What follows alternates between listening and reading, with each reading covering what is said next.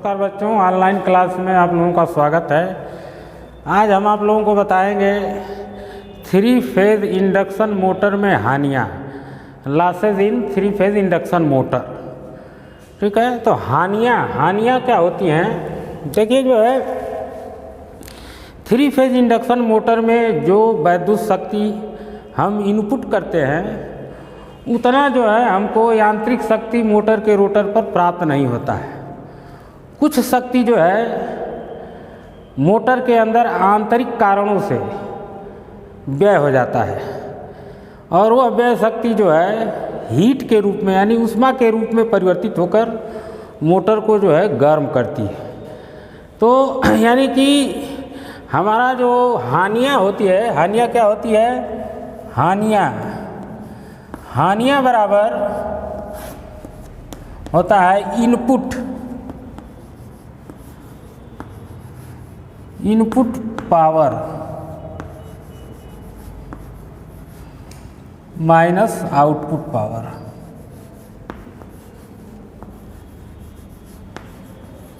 ठीक, अब देखिए जो है हानियाँ जो है कैसे कैसे जो है 3 फेज इंडक्शन मोटर में होती है। हानियाँ यानी लॉसेस,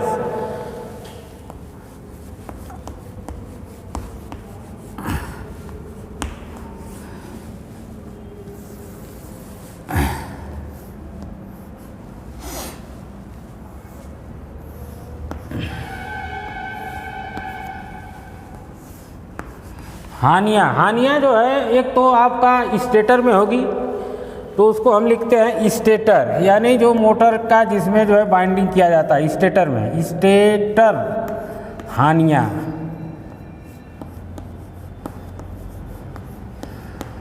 दूसरा जो इंडक्शन मोटर का जो है रोटेटिंग पार्ट है जिसको कहते हैं घुंडी, जिसको रोटर कहते हैं, उसमें होता है रोटर हानियाँ।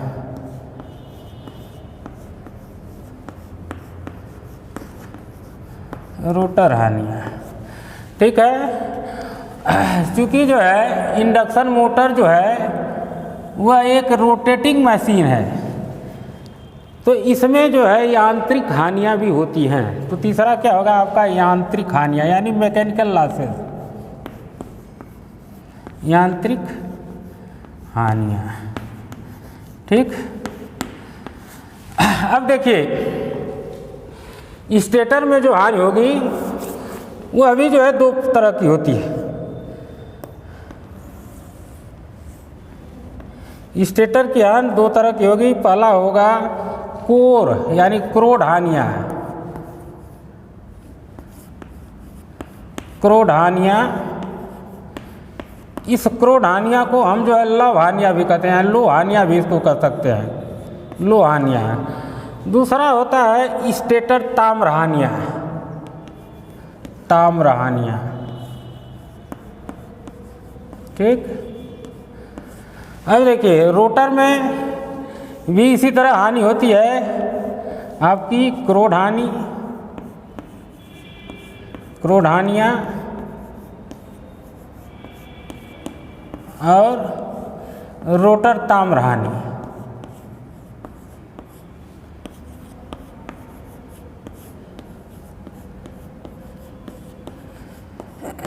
इसी तरह से यांत्रिक हानियाँ भी 2 भागों में बढ़ जाती है। पहला होता है वातज हानियाँ। वातज हानियों का मतलब विंडेज लॉसेस। दूसरा होता है आपका घर्षण हानियाँ यानी फ्रिक्शन। ठीक है, इतना तरह की हानियाँ जो है 3 फेज इंडक्शन मोटर में होती है। अब एक एक हानियों के बारे में हम आपको चर्चा करेंगे। सबसे पहले आइए क्रोड हानियाँ। क्रोड हानियाँ या इसको कहते हैं लव हानियाँ। यह चूँकि इंडक्शन मोटर के लव भाग में होता है इसलिए इसको लव हानियाँ भी कहते हैं। और ये हानियाँ जो है 2 प्रकार की होती है। पहला होती है हिस्टेरिसिस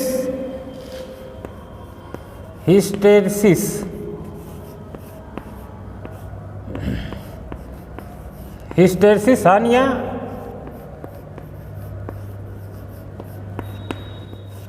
और दूसरा आपका ईडी करंट लॉसेस यानी भंवर धारा हानि।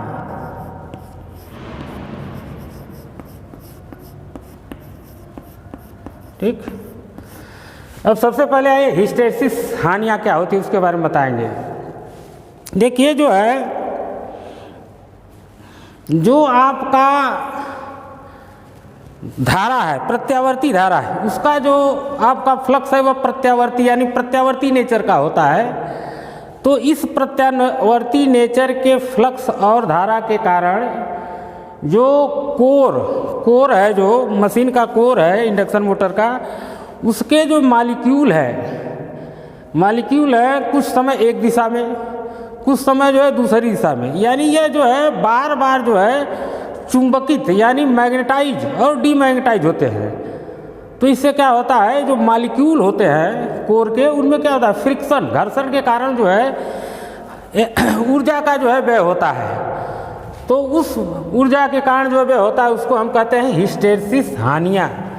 यानी कि कोर में जो है मॉलिक्यूल कभी एक दिशा में कुछ देर के लिए, फिर दूसरी दिशा में, चूँकि फ्लक्स का नेचर जो है प्रत्यावर्ती है, अल्टरनेटिव है, इसलिए जो है मॉलिक्यूल एक दिशा में नहीं हमेशा जो है बदलते रहते हैं। इसी कारण जो है मॉलिक्यूल में घर्षण होता है और उस घर्षण के कारण जो है ऊर्जा व्यय होती है, उसको हम कहते हैं हिस्टैरिसीस हानि। और हिस्टैरिसीस हानि जो है देखिए निम्न बातों पर निर्भर करती है। हम हिस्टैरिसीस हानि के बारे में बताएं आपको, इसको इधर साफ कर दें। देखिए हिस्टैरिसीस हानि जो है डिपेंड करती है, इसको हम WH बराबर होता है आपका नीटा B मैक्स का पावर 1.6, इसको इस तरह चलिए लिख दें 1.6 FV जूल प्रति सेकेंड, जूल प्रति सेकेंड, या जूल प्रति सेकंड को हम क्या कहते हैं, वाट कहते हैं। ठीक है, अब यहाँ देखिए यह क्या है, नीटा क्या है, स्टैनमेज गुणांक है, और यह क्या है, फ्लक्स का जो है मैक्सिमम घनत्व, डेंसिटी, मैक्सिमम डेंसिटी। यह क्या, सप्लाई की फ्रीक्वेंसी। वी क्या है, वॉल्यूम ऑफ कोर का जो घनत्व है। तो अब देखिए जो यह है, इसके लिए जो है इसलिए हम इस हानि को कम करने के लिए हम जो है जो कोर यूज करते हैं, कोर किस चीज़ का यूज करेंगे कि इससे हानि कम हो जाए, हम जो है सिलिकॉन स्टील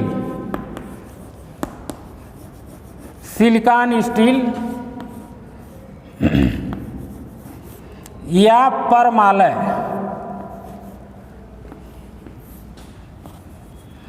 परमालय का यूज करते हैं। क्यों करते हैं कि यह जो स्टैनमेज गुणांक है इन दोनों मेटल का जो है कम होता है।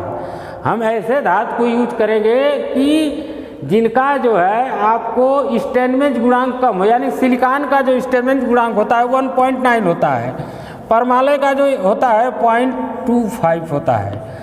तो हमारे कहने का मतलब, हम हिस्टैरिसीस लॉस को कम करने के लिए सिलिकॉन स्टील का, जिसमें जो है लगभग 2 से 3% सिलिकॉन मिलाकर जो है कोर का यूज करते हैं, इससे हिस्टैरिसीस लॉस कम हो जाती है। अब आइए जो है अगला पॉइंट, कोर लॉस में दूसरा क्या था, ईडी करंट लॉस, भंवर धारा हानियाँ। चूँकि हमारा जो सप्लाई है वह प्रत्यावर्ती है, और प्रत्यावर्ती नेचर होने के कारण वह जो है, जो हमारा फ्लक्स है वह कोर को भी क्या करता है, कट करता है, जिसमें कुंडलन किया जाता है। तो जिस तरह से स्टेटर कुंडलन में एक विद्युत वाहक बल उत्पन्न होता है, उसी तरह से मशीन के कोर में भी विद्युत वाहक बल उत्पन्न हो जाता है, और उस विद्युत वाहक बल के कारण जो है कोर में जो है धाराएं उत्पन्न होती हैं, और ये धाराएं बहुत छोटी छोटी बंद परिपथ में प्रवाहित होती हैं।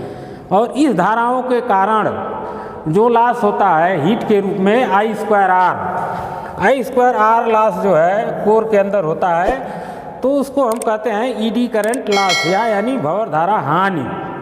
और भंवर धारा हानि को जो है हम कम करने के लिए जो है जो कोर बनाते हैं वो जो है पतली पतली पत्तियों का बनाते हैं और उनको जो है इंसुलेटेड वार्निश से लेमिनेटेड कर देते हैं ताकि जो फ्लक्स का मार्ग है वह छोटा हो जाए और ईडी करंट लॉस जो है कम हो।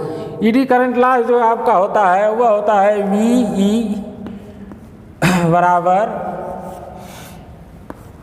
Bmax का होल स्क्वायर F²T²V, यानी यह फिर यह भी स्टैलमेंज गुणांक है और यह फ्लक्स घनत्व वेबर पर मीटर स्क्वायर में लिया जाएगा। यह आपकी फ्रीक्वेंसी है, यह आप जो है हर्ट्ज में लेंगे या साइकिल पर सेकंड में। यह T क्या है जो कोर यूज करेंगे उसकी मोटाई है और V क्या है वॉल्यूम ऑफ कोर। तो हम भंवर धारा हानि को मिनिमाइज करने के लिए जो T है, जो थिकनेस ऑफ जो है स्ट्रिप है पत्तियां हैं, उनको हम कम से कम रखते हैं। यानी इंडक्शन मोटर का जो कोर बनाते हैं उसमें जो पत्तियों की मोटाई इसीलिए हम 3.5 mm से 0.5 mm तक रखते हैं। इससे हमारा क्या होता है कोर के अंदर जो ईडी करंट लॉसेस कम हो जाता है। अब आइए अगला लॉसेस जो है स्टेटर लॉसेस में, स्टेटर ताम्र हानियाँ। ये तो स्टेटर कोर लॉसेस था। अब स्टेटर ताम्र हानियाँ क्या होती है? स्टेटर ताम्र हानियों का मतलब कि आर्मेचर कुंडलन में जो धारा प्रवाहित होती है और उस आर्मेचर कुंडलन का जो प्रतिरोध होता है उसके कारण जो है जो लॉसेस होता है उसको हम कहते हैं ताम्र हानियाँ। यानी यह कुंडलन, इसको हम क्या कहते हैं कुंडलन हानि भी कहते हैं। और अगर 3 फेज इंडक्शन मोटर है और स्टेटर में I1 धारा प्रवाहित हो रही है तो यह होगा I1 और 3I1R1। यह क्या है स्टेटर ताम्र हानियाँ। I1 क्या है स्टेटर करंट प्रति फेज और R1 क्या है स्टेटर रेजिस्टेंस प्रति फेज। तो इस तरह से यह स्टेटर ताम्र हानियाँ हो गया। अब आइए जो है रोटर में कौन कौन सी हानियाँ हैं। पहला हानियाँ था आपका रोटर कोर लॉसेस। तो रोटर में कोई कोर लॉसेस नहीं होता है। क्यों नहीं होता है? क्योंकि जो कोर लॉसेस है वह फ्रीक्वेंसी पे डिपेंड करती है और गतिशील अवस्था में रोटर धारा की फ्रीक्वेंसी अति न्यून होती है। क्यों न्यून होती है कि FR यानी रोटर करंट की फ्रीक्वेंसी SF के बराबर होती है। यानी कि यह फ्रीक्वेंसी लगभग 1 हर्ट्ज से 2 हर्ट्ज के बीच में होती है। यानी फ्रीक्वेंसी इतना कम होती है कि हम रोटर में कोर हानियाँ यानी लव हानियाँ को नगण्य मान लेते हैं। ठीक, अगला आप आइए जो पॉइंट आपका था रोटर ताम्र हानियाँ। रोटर ताम्र हानियाँ भी उसी तरह होती हैं। रोटर में प्रवाहित धारा और रोटर रेजिस्टेंस प्रति फेज। रोटर का रेजिस्टेंस प्रति फेज यानी कि 3 मान लीजिए आपका यह रोटर ताम्र हानि, रोटर ताम्र हानि बराबर 3I2 जो है आपका रोटर करंट प्रति फेज यह R2। इस तरह से यह जो है रोटर ताम्र हानियाँ 3I2²R2 अगर यह 3 फेज का मोटर है, यानी हमारा 3 फेज ही चल रहा है। अब आगे आइए जो है हानियों में क्या बचा यांत्रिक हानियाँ। यांत्रिक हानियाँ में आपका जो है पहला है वातज यानी विंडेज लॉसेस। तो इंडक्शन मोटर में स्टेटर और रोटर के बीच में एयर गैप होता है और उसी एयर गैप में जो है इंडक्शन मोटर का रोटर घूमता है। उस रोटर पे जो है हवा का जो है घर्षण काम करता है। तो हवा के घर्षण के कारण जो ऊर्जा व्यय होती है उसे हम कहते हैं विंडेज लॉसेस या वातज हानियाँ। ठीक है, और यह जो है यह वातज हानियाँ जो है मोटर के रोटर पर एज ए यांत्रिक लोड जो है प्रभाव डालती हैं। दूसरा आपका जो है घर्षण हानियाँ। घर्षण हानियाँ जो है मोटर के बियरिंग, स्लिप रिंग में जो घर्षण होता है उसके कारण होती है, और ये भी जो है आपका ऊष्मा में परिवर्तित हो जाती है। ठीक, तो इतनी हानियाँ। अब आपको हम शॉर्ट में थोड़ा सा जो है मोटर का पावर स्टेज क्या होता है हानियों के बाद, यानी थोड़ा सा दूसरा टॉपिक है हटके, स्टेज ऑफ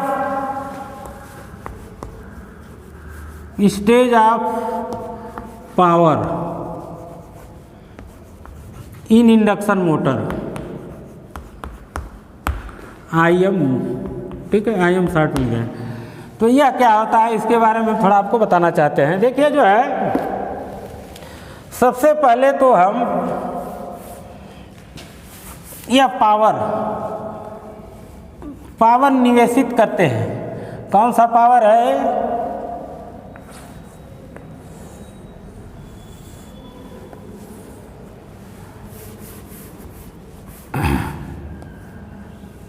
निवेशित वैद्युत शक्ति, निवेशित वैद्युत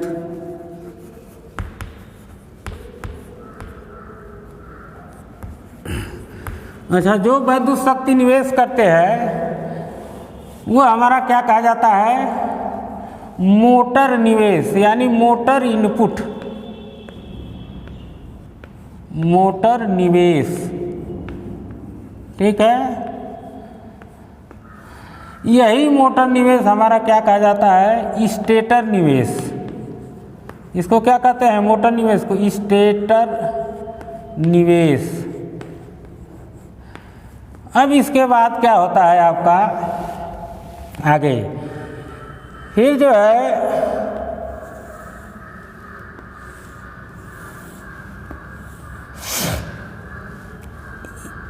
यह स्टेटर निवेश जब होता है तो यहाँ पर हमारा कुछ हानियाँ भी होती हैं, यानी कि यह जो है आपका स्टेटर में जो निवेश हुआ वह स्टेटर हानियाँ, यह स्टेटर हानियाँ, और यह स्टेटर हानियाँ जो है कहाँ जाती हैं? हीट में, यानी ऊष्मा में परिवर्तित हो जाती हैं। इनका कहीं यूटिलाइज नहीं होता है। ठीक है, स्टेटर निवेश जो होता है वह जो है आपका, उसके बाद जो है इन हानियों के बाद, स्टेटर हानियों के बाद जो है स्टेटर निर्गत हमको मिलेगा। यहाँ पे क्या मिलेगा? स्टेटर निर्गत। स्टेटर से जो हमको पावर निर्गत होगा वह क्या होता है? रोटर निवेश, यानी रोटर इनपुट, रोटर निवेश।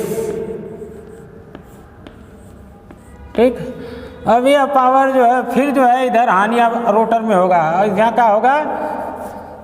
यहाँ जो हो जाएगा आपका रोटर हानियाँ। रोटर में जो हानि होगी और वह हानियाँ जो है आपका यह कहाँ चला जाएगा? ऊष्मा, यह भी हीट में बदल जाएगा, इसका भी कहीं उपयोग नहीं होगा। ठीक है, अब जो है रोटर हानियों के बाद जो एनर्जी या जो शक्ति बचती है उसको हम कहते हैं रोटर निर्गत। क्या मिलेगा हमको? रोटर निर्गत। और यह रोटर निर्गत जो है जो मिलता है वह कहाँ जाता है? कौन सी हानि आती है यहाँ? इसके बाद यांत्रिक हानियाँ, इसके बाद यहाँ मैकेनिकल लॉसेस, यांत्रिक हानि, और ये भी जो है हीट में ही बदल जाती है, ऊष्मा। फिर जो है हमको क्या मिलता है? मोटर, जिसको कहते हैं मोटर निर्गत। इन हानियों के बाद क्या मिलेगा? मोटर निर्गत। मोटर निर्गत यानी मोटर आउटपुट। और यही मोटर निर्गत जो है यांत्रिक शक्ति हमको मिलती है, यांत्रिक शक्ति निर्गत। ठीक है, यह है आपका stage of power in induction motor. Power आपने यहाँ दिया, निवेश किया, उसके बाद जो है आपका स्टेटर निवेश, फिर स्टेटर निर्गत हुआ लॉस के बाद, स्टेटर लॉस के बाद फिर जो है आपका रोटर निवेश, यह रोटर ताम हराने के बाद रोटर निर्गत, फिर जो है रोटर निर्गत के बाद जो है आंतरिक हानि होगी, फिर जो आंतरिक हानि होगा आपका जो है मोटर निर्गत मिलेगा, और यही मोटर निर्गत जो है आपको यांत्रिक शक्ति के रूप में शाफ्ट पे मिलती है। ठीक है, नमस्कार बच्चों, अब समाप्त कर रहे हैं।